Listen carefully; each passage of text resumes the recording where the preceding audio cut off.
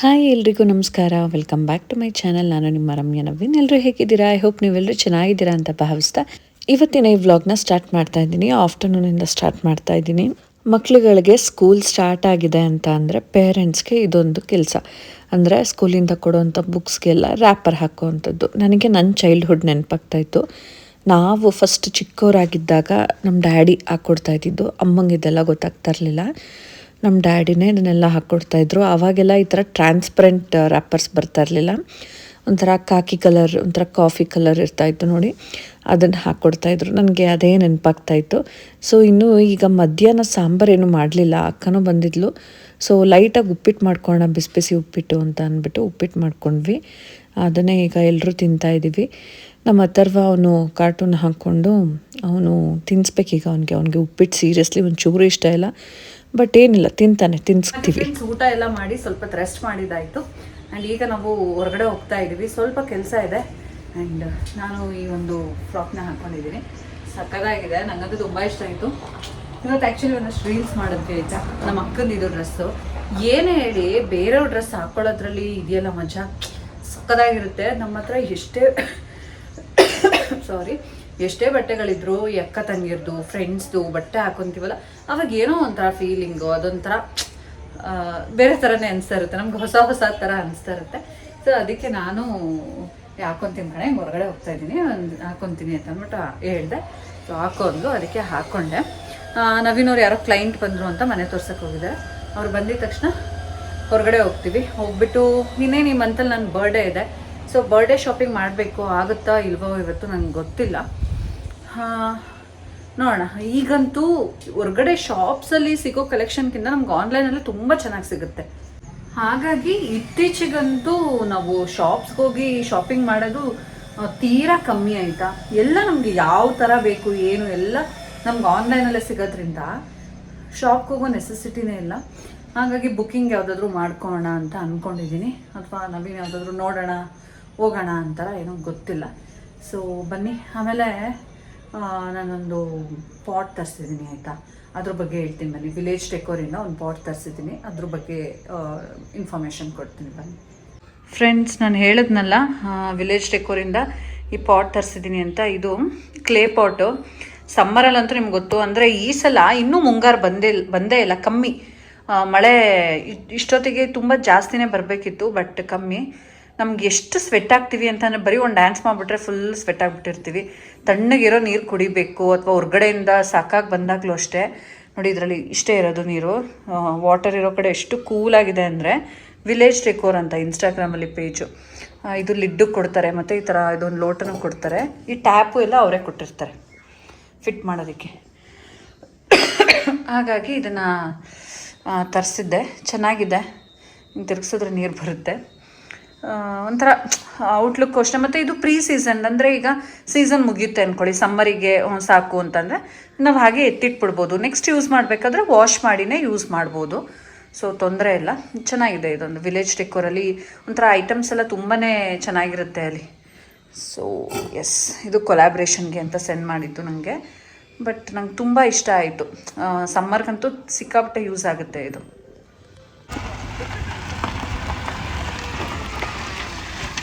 ಹಾರಿಯಾ, ಪಪ್ಪನ ಹತ್ರ ಯಾಕೆ ಹೋಗಿದ್ಯಾ ನೀನು? ಹಿಂದೆ ಇತ್ತ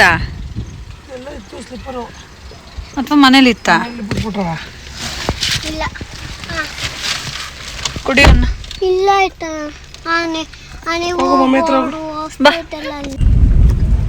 ಫುಲ್ ಮಳೆ ಬರೋ ಥರ ವಾತಾವರಣ, ಬಟ್ ತುಂಬ ಚೆನ್ನಾಗಿದೆ ಅಲ್ವಾ? ಬಸ್ಸು ನಿಲ್ಸಿದ್ದಾರೆ, ನಾವು ಪಾಸ್ ಕ್ಲೈಮೇಟ್ ಚೇಂಜ್ ಆಗಿದ್ದು ನಮ್ಮ ಮನೇಲಿ ನನ್ನಿಬ್ರು ಮಕ್ಕಳಿಗೆ ಎಲ್ಲ ಕೆಮ್ಮು. ನಾವಂಗಲ್ಲಾಗರು ಹಲೋ ಹುಲಿ ಅನ್ಕೊಂಡು ಕೋವಿಡ್ ಟೈಮಲ್ಲಿ ನಮ್ಗೆಲ್ಲ ಅದೇನೋ ಅಂಟೋದಿಲ್ಲ ಅನ್ಕೊಂಡು ಯಾವ ರೇಂಜಿಗೆ ಬಂದಿತ್ತು ಗೊತ್ತಾ ಜ್ವರ. ಫುಲ್ ಸೀರಿಯಸ್ ಆಗ್ಬಿಟ್ಟಿದೆ ಅಂತೆಲ್ಲ ಏನಿಲ್ಲ ಫ್ರೆಂಡ್ಸ್. Full vomit. ಹಾಸ್ಪಿಟಲ್ ತೋರಿಸ್ಕೊಂಡು ಬರ್ತಾ ಇದ್ದೀವಿ, ಫುಲ್ ವಾಮಿಟ್ ಆರೆಂಜ್ಗೆಲ್ಲ ಏನು ಇದಾಗಲಿಲ್ಲ. ನಮಗೆಲ್ಲ ಒಂಚೂರು ಕಾಫ್ ಬಂದಿತ್ತು, ಟೆಸ್ಟ್ ಮಾಡಿಕೊಂಡ್ರೆ ಪಾಸಿಟಿವ್ ಬಂತು. ಆಮೇಲೆ ಹಂಗೆ ನಾವು ಡೋಲೋ ಗೊತ್ತಲ್ಲ, ಡೋಲೋ 250 ಮಾತ್ರ ಬಿಸಿರಾಗಿ ಇಟ್ಟು ನಮಗೆಲ್ಲ ಹೊಟ್ಟೋಯ್ತು. ಇವರು ಒಂಚೂರು ತಲೆನೋವು ಬಂದ್ರು ತಡ್ಕೊಳಲ್ಲ, ಬರೀ ಬಿಲ್ಡಪ್ ಕೊಡ್ತಾರೆ ಅಷ್ಟೇ. ಇಲ್ಲ ಫ್ರೆಂಡ್ಸ್, ಆಕ್ಚುಲಿ ಸ್ಟ್ರಾಂಗ್ ನಾನು. ಇವತ್ತು ಅವ್ರಿಗೊಂದು ಎಕ್ಸಾಮ್ ಇತ್ತು ಆಯ್ತಾ, ಆ ಎಕ್ಸಾಮ್ ಟೆನ್ಷನ್ಗೆ ರಾತ್ರಿ ಎಲ್ಲ ತಲೆನೋವು ಬಂದ್ಬಿಟ್ಟೈತೆ ಅವ್ರಿಗೆ. ಪಾಸ್ ಆದೆ exam. All the best, congratulations ಹೇಳು.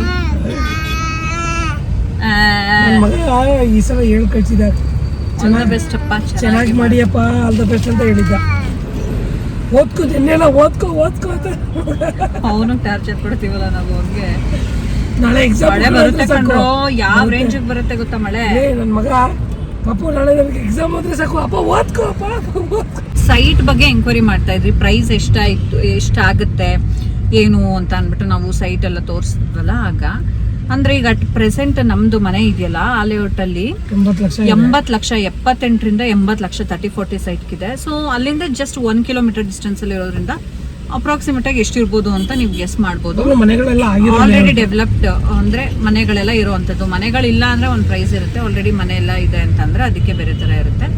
ಅಂಡ್ ನೀವೇನಾದ್ರೂ ಮೈಸೂರಲ್ಲಿ 30-40 ಸೈಟ್ ನೋಡ್ತಾ ಇದ್ದೀರಾ ಆಲ್ರೆಡಿ ಡೆವಲಪ್ಡ್ ಏರಿಯಾದಲ್ಲಿ ಅಂತಂದ್ರೆ ನಿಮ್ಗೆ ಹೇಳಿದ್ನಲ್ಲ 60, 70, 80 ಈ ತರ ಎಲ್ಲ ಮೀರ್ಬಿಟ್ಟಿದೆ. ತುಂಬಾ ಕಷ್ಟ ಇದೆ ಈಗ. ಇಷ್ಟಗ್ಲ ಭೂಮಿ ತಗೊಳ್ಳೋದು ಕೂಡ ತುಂಬಾ ಕಷ್ಟ ಆಗುತ್ತೆ. ಆಫ್ಟರ್ 2 ಇಯರ್ಸ್ ಯಾವ ರೇಂಜ್ಗೆ ಹೋಗುತ್ತೆ ಅಂದ್ರೆ ಭೂಮಿನೇ ಸಿಗಲ್ಲ, ಸಿಕ್ಕಿದ್ರು ಆ ಬೆಲೆ ತುಂಬಾ ಏನೋ ಗಗನಕ್ಕೆ ಹೋಗ್ಬಿಟ್ಟಿರುತ್ತೆ. ಏನಾಗುತ್ತೆ ಲೇಔಟ್ ಹಿಂದೆ ಹೋದಂಗ ಈಗ ನೋಡು, ಸಿದ್ಧಾರ್ಥ ಲೇಔಟ್ 12,000 ಸ್ಕ್ವೇರ್ ಫೀಟ್. ನನ್ನಷ್ಟು ದೂರ ನೀವು ಹಿಂಗ್ ಫೋನ್ ಹಿಡ್ಕೊಂಡಿರ್ತಾ ಇದ್ರಾ? ಇಲ್ಲ ಹಿಡ್ಕೊಂಡೆ. ಇಲ್ಲ ಇದು ಎಲ್ಲ ಆನ್ಲೈನ್ ಇದು ಗಿರಿದರ್ಶನ ಲೇಔಟ್ ಇಲ್ಲೆಲ್ಲ ಜಾಸ್ತಿ ಇದೆ. ರಿಂಗ್ ರೋಡ್ ಆಚೆನ ಒಂದು ಪ್ರೈಸು. ಈ ನಮ್ಮ ಲೇಔಟಲ್ಲಿ 6,500 ನಡೀತಾ ಇದೆ. ಪೊಲೀಸ್ ಲೇಔಟಲ್ಲಿ 6,500, 7,000ವರೆಗೂ ಇದೆ. ಫೇಸಿಂಗ್ ಮೇಲೆ ಡಿಪೆಂಡ್ ಆಗುತ್ತೆ. 7,000. ಇಲ್ಲೆಲ್ಲ ಸಿದ್ಧಾರ್ಥ ಲೇಔಟಲ್ಲಿ 12,000 ಇದೆ ಸ್ಕ್ವೇರ್ ಫೀಟು. ಸೊ ಹಿಂಗೆ ಏನೇ ಹಿಂದಕ್ಕೆ ಹೋದಂಗೆ ಸ್ವಲ್ಪ ಕಡಿಮೆ ಆಗುತ್ತೆ. ಈಗ ನಮ್ಮ ಮನೆ ಕಟ್ಟೋ ಏರಿಯಾದಲ್ಲಿ ಒಂದು 6,500 ಇದೆ. ಹಿಂದೆ 6,000, 5,500, 5,000. ಬಟ್ ವರ್ಷಕ್ಕೂ ಜಾಸ್ತಿ ಆಗ್ತಾ ಹೋಗುತ್ತೆ, ಕಮ್ಮಿ ಅಂತ. ನಾವ್ ಇದೇ ಫೀಲ್ಡ್ ಅಲ್ಲಿ ಇರೋದ್ರಿಂದ ನಮ್ಗೆ ಗೊತ್ತಾಗ್ತಿದೆಯಲ್ಲ ಲಾಸ್ಟ್ ಇಯರ್ ಎಷ್ಟು ಯಾವ ರೇಂಜ್ ಹೋಗ್ತಾ ಇದೆ ಪ್ರೈಸ್ ಅಂತ ಅಂದ್ಬಿಟ್ಟು. ನಾವ್ ಇದೇ ಫೀಲ್ಡ್ ಅಲ್ಲಿ ಇರೋದ್ರಿಂದ ನಾನು ರಿಯಲ್ ಎಸ್ಟೇಟ್ ಮಾಡೋದ್ರಿಂದ ಸೊ ನಮ್ಗೆ ಗೊತ್ತಾಗ್ತಾ ಇದೆ. ಮಳೆ ಬರುತ್ತೆ ಅನ್ಕೊಂಡ್ವಿ, ಫುಲ್ಲು ಜೋರಾಗಿ ಬರ್ತಾ ಇದೆ. ನಿನ್ನೆ ಶುಕ್ರವಾರ ಅಲ್ವಾ, ನಿನ್ನೆ ನೀನು ಆಫೀಸ್ಗೆ ಡ್ರಾಪ್ ಮಾಡಿದೆ ಅಲ್ವಾ, ಕೊಟ್ಬಿಟ್ಟು ಬರ್ಬೇಕಾದ್ರೆ ಹಿಂಗೆ ಮಳೆ. ನಿರ್ಮಲ ಹಾಸ್ಪಿಟ್ಲಿಂದ ಟೌನ್ ಬಂದೆ ಮನೆಗೆ, ಅಲ್ಲಿಲ್ಲ ಒಂದು ಡ್ರಾಪ್ ಮಳೆ ಇಲ್ಲ, ಬರ್ಲೂ ಇಲ್ಲ. ನೆನ್ನೆ ಪೂರ ಇದೆಲ್ಲ ಸೆಟ್ಟಿಗೆ ಇಷ್ಟು ಜೋರಾಗಿ ಬಂತು ಮಳೆ. ಒಂಥರ ಇಷ್ಟ ನಂಗೆ ಹೆಂಗೆ ಮಳೆ ಬಂದ್ರೆ. ಕಾಲ ಕಲ್ತು ಮಳೆ ಬಂತ. ನಮಗೆ ಈ ವೆದರ್ ಇಷ್ಟ ಆದ್ರೆ ನಮ್ಮ ಮಕ್ಕಳು ಹುಷಾರು ತಪ್ತಾರೆ, ಅದು ಬೇಜಾರು. ಅಯ್ಯೋ ನಾನು ಫುಲ್ ಹಾಕಿಲ್ಲ, ಮಕ್ಕಳು ನಾನೇ ಹಾಕಿರೋದು ಶೆಕೆ ಅಂತ. ಎಸಿನ ಫುಲ್ ಒಳಗ್ ಬರ್ತೈತೆ ನೀರು. ಬಿಸಿ ಏನಾದ್ರೂ ತಿಂದ್ರೆ ಎಷ್ಟು ಚೆನ್ನಾಗಿರುತ್ತೆ. ಎಸಿನ ಹಾಕಕ್ಕಾಗಲ್ವಲ್ಲ ಇವಾಗ ಮಕ್ಕಳು ಇಟ್ಕೊಂಡು. ಓಪನ್ ಇದೆಯಾ ATM? ಆ ಕಡೆ ಓಪನ್ ಇರುತ್ತೆ. Bank close. ಮನೆ ನಂದು ತಗೊಂಡ್ರಾ? ಮಳೆಯಲಿ ಜೊತೆಯಲಿ. ಫ್ರೆಂಡ್ಸ್, ಈ ದೇವಸ್ಥಾನದ ಬಗ್ಗೆ ಅವಾಗ ಬಂದಾಗೆಲ್ಲ ಹೇಳ್ತಾ ಇರ್ತೀನಿ. ತುಂಬಾ ಮೆಮೊರೀಸ್ ಇದೆ. ನನ್ನ ಫ್ರೆಂಡ್ಸ್ ಜೊತೆ ಇಲ್ಲಿಗೆ ಬಂದಿದ್ದೆ. ಈ ಅಂಬಾವಿಲಾಸ ಇವಾಗ ಕೆಫೆ ಓಪನ್ ಆಗಿರೋದು. ಒಂಥರ ಏನ್ ಬಿಸಿ ಬಿಸಿ ತಿನ್ಕೊಂಡು ಹೋಗೋಣ. ನೀನ್ ಯಾಕೋ ಇವತ್ತು ಇಷ್ಟೊಂದು ಕೆಮ್ತವನಲ್ಲೋ, ನಂಗಂತೂ ಟೆನ್ಷನ್ ಆಗುತ್ತೆ. ಬಂಟು ಪಪ್ಪ ಸ್ಟಫ್ ಇಡ್ಲಿ ತರೋದಕ್ಕೆ ಹೋಗಿದ್ದಾರೆ ಆಯ್ತಾ. ಹಾ ಬಂಟು ನಿಂತಿರೋದ್ ನೋಡು, ಅವನು ಬಿದ್ರೆ ಅಂತ ಟೆನ್ಷನ್ ಆಯ್ತೈತೆ ನನ್ಗೆ. ಏನ್ನ ಇನ್ನು ಬರ್ಡೇ ಲೇಟ್ ಐತಲ್ಲ ಮತ್ತೆ ನಿಂದು. ಏನೋ ಈಗ ಮಮ್ಮಿ ಬರ್ಡೇ ತಾನೆ, ನಿನ್ ಬರ್ಡೇ ಇನ್ನು ಲೇಟ್ ಐತಲ್ಲ. ಮಮ್ಮಿ ಬರ್ಡೇಗೂ ಒಂದು ಕೊಡ್ಸ್ಬೇಕಾ? ನೋಡಿ ಹೆಂಗ್ ನೋಡ್ತಾನೆ. ಕೊಡಿಸ್ತೀನಿ ಬಿಡು, ಆಯ್ತು. ಈ ಇಡ್ಲಿ ಹೆಂಗಿರುತ್ತೆ ಅಂದರೆ ಫ್ರೆಂಡ್ಸ್ ಕಳ್ದೋಗ್ಬಿಡ್ತೀರಾ ತಿಂದರೆ, ಅಷ್ಟು ಚೆನ್ನಾಗಿರುತ್ತೆ. ನಮ್ಮ ಮೈಸೂರವರು ಅಥವಾ ಮೈಸೂರಿಗೆ ಬಂದಾಗ ಸಿದ್ಧಾರ್ಥ ಲೇಔಟ್ ಕಡೆ ಬಂದಾಗ ಈ ಚಾಟ್ ಸ್ಟ್ರೀಟಿಂದ ಒಂಚೂರು ಈ ಕಡೆ ಬಂದರೆ ಅಂಗಡಿ ಹೆಸರೇನು ಮಹಾಲಕ್ಷ್ಮಿನ ಅದೇನೋ ಬರುತ್ತೆ, ಸೌತೆಕಾಯಿ ಈವ್ನಿಂಗ್ ಕಾರ್ನರ್ ಅಂತ ಸಕ್ಕತ್ತಾಗಿರುತ್ತೆ. ನೋಡ್ತಾ ಇದ್ರೆ ಬಾಯಲ್ಲಿ ನೀರು ಬರುತ್ತೆ. ನಾನ್ ವೆಜ್ಜು ಬಿಟ್ಬಿಡಿ ಅಂದರೆ ಇದನ್ನೆಲ್ಲ ತಿನ್ಕೊಂಡು ಬೇಕಾದ್ರೆ ಬಿಟ್ಬಿಡ್ತೀನಿ ನಾನು, ಅಷ್ಟು ಚೆನ್ನಾಗಿರುತ್ತೆ. ಹಾಗೆ ಫ್ರೆಂಡ್ಸ್ ಮನೆಗೆ ಬಂದ್ವಿ. ಆ್ಯಕ್ಚುಲಿ ನಾವು ಹೊರಗೆ ಹೋಗೋದಿತ್ತು, ಬಟ್ ಶೂ ರ್ಯಾಕ್ ಅವರು ಕಾಲ್ ಮಾಡಿದರು. ಈಗ ನೀವು ನೋಡ್ತಾ ಇರ್ಬೋದು ನಮ್ಮ ಮನೆಗೆ ಈ ಥರ ಶೂ ರ್ಯಾಕ್ನ ಹಾಕ್ಸಿದ್ವಿ. ಸೊ ಇನ್ನೂ ಒಂದು ಆರ್ಡರ್ ಮಾಡಿದ್ವಿ ನೋಡಿ, ಅದು ಸ್ಪೇಸ್ ಇಟ್ಕೊಳ್ಳಲ್ಲ, ಹಾಗಾಗಿ ನಾನು ಇನ್ನೂ ಒಂದು ಅದೇ ಥರ ತರಿಸ್ಬಿಡೋಣ ಅಂತ ಅಂದ್ಕೊಂಡು ಆರ್ಡರ್ ಮಾಡಿದ್ವಿ.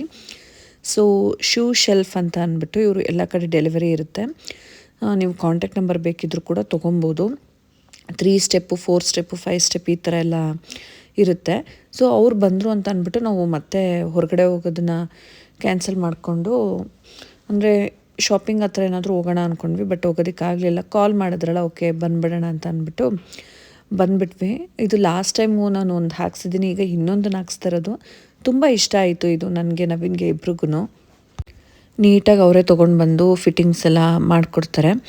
ಅದು ನೋಡಿ ಎಷ್ಟು ಚೆನ್ನಾಗಿ ಕಾಣ್ತಾ ಇದೆ ಅಂತ. ಬಟ್ ಅದೇ ಸೈಜಲ್ಲಿ ಪಕ್ಕದಲ್ಲಿ ಓಡಿಸೋದಕ್ಕೆ ಮೋಟ್ರ್ ಇದೆ ಅಲ್ಲಿ, ಸೊ ಮೇಲಾದರೂ ಪರವಾಗಿಲ್ಲ ಅಂತ ಅಂದ್ಬಿಟ್ಟು ನೀಟಾಗಿ ಕವರ್ ಆಗುತ್ತೆ. ಅದು ಫುಲ್ಲು ಅಕ್ವರ್ಡಾಗಿ ಕಾಣಲ್ಲ, ಶೂಸು ಸ್ಲಿಪ್ಪರ್ಸು ಎಲ್ಲ.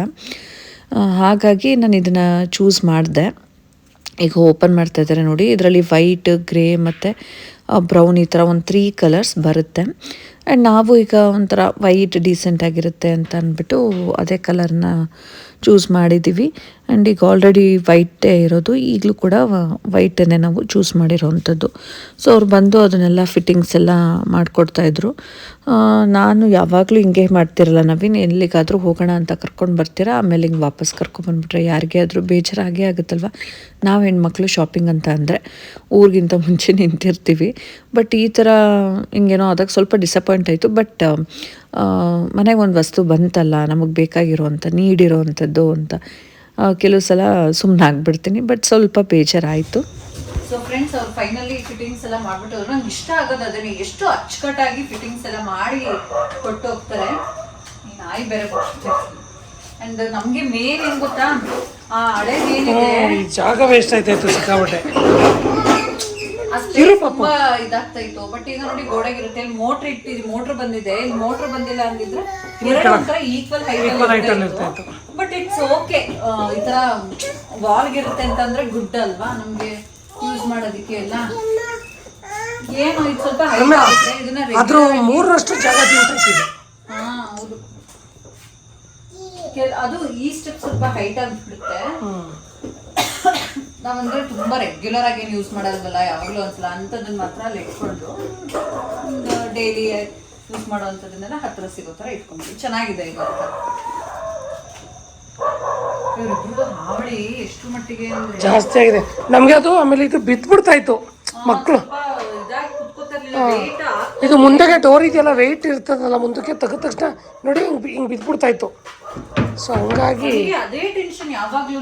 ಮಕ್ಳುಗಳಲ್ಲಿ ಆಟ ಆಡ್ತಾ ಇರ್ತಾರೆ, ಅಥವಾ ನಮ್ಮ ಹತ್ತಿರ ತಗೊಳೋದಿಕ್ಕೆ ಹೋಗ್ತಾನೆ, ಸ್ಲಿಪ್ಪರ್ ತೆಗಿಯಕ್ಕೆ ಹೋದಾಗ ಇದು ಡೋರ್ ತೆಗೆದ್ರೆ ಬಿದ್ಬಿಡ್ತಾ ಇತ್ತು, ಮೇಲೆ ಬಂದ್ಬಿಡ್ತಾ ಇತ್ತು. ಅದೊಂದು ಬೈಕೋಸ್ಕರ ರಮ್ಯ ಹೇಳಿ ಸೊ ಅದಕ್ಕೆ ಇನ್ನೊಂದು ಹಾಕ್ಸ್ಕೊಂಡಿದ್ವಿ.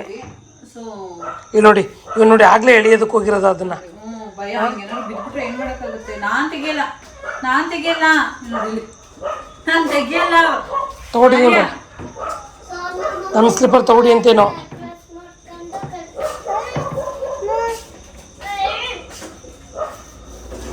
ಹಾಗೆ ಅದಾದಮೇಲೆ ಈ ಮಶ್ರೂಮ್ ಬೈಟ್ಸ್ ಅಂತ ಅಂದ್ಬಿಟ್ಟು ಇಲ್ಲಿ mushroom biryani, mushroom kebab, mushroom gobi manchuri ಎಲ್ಲವೂ ಕೂಡ ಸಿಗುತ್ತೆ.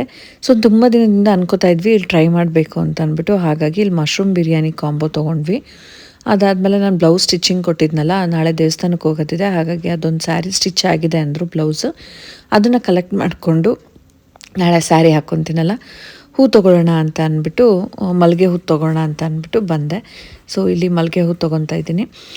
ಅದೇನೋ ಗೊತ್ತಿಲ್ಲ, ಸ್ಯಾರಿ ಹಾಕಿದಾಗ ಹೂ ಮುಟ್ಕೊಂಡ್ರೆ ಆ ಲಕ್ಷಣವೇ ಬೇರೆ. ಹೆಣ್ಮಕ್ಳಿಗೆ ಹೂ, ಬಳೆ, ಕುಂಕುಮ ಮತ್ತು ಸ್ಯಾರಿ ಅದೊಂಥರ ಬೇರೆ ಥರನೇ ಚೆನ್ನಾಗಿರುತ್ತೆ. ಫ್ರೆಂಡ್ಸ್, ಈಗ ನಾವು ಮನೆಗೆ ಬಂದ್ವಿ, ಊಟ ಮಾಡಿದ್ವಿ. ಇವನು ಆ ಮೆಡಲ್ಸ್ ಎಲ್ಲ ಹಾಕೊಂಡು ಕೂತವನೆ. ಯಾಕೆ ಹಿಂಗೆ ಹಾಕೊಂಡು ಕೂತಿದ್ಯಾ ಅಥರ್ವ?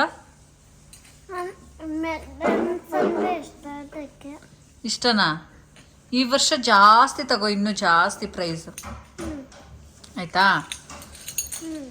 ಆಗ ಇನ್ನೂ ಜಾಸ್ತಿ ಹಾಕೋಬೋದು ಫುಲ್ಲು. ಮಮ್ಮಿ ಹತ್ರ ಎಷ್ಟಿತ್ತು ಗೊತ್ತಾ ಅಜ್ಜಿ ಮನೆ? ಎವ್ರಿ ಇಯರ್ ಆ್ಯನ್ಯುವಲ್ ಡೇ ದಿನ ಇಷ್ಟಿಷ್ಟು ಪ್ರೈಸ್ ಹಿಡ್ಕೊಂಬರ್ತಾ ಇದ್ದೆ ನಾನು ಚಿಕ್ಕವಳಾಗಿದ್ದಾಗ, ಗೊತ್ತಾ? ನಾನು ಹಿಂಗೆ ಇಟ್ಕೊಂಡು ಕ್ಯಾಚ್ ಮಾಡ್ತೀನಿ. ಕ್ಯಾಚ್ ಮಾಡ್ತಾರಂತೆ. ಅಯ್ಯೋ ಇದು ಔಟ್ ಅಂತೆ. Second gold.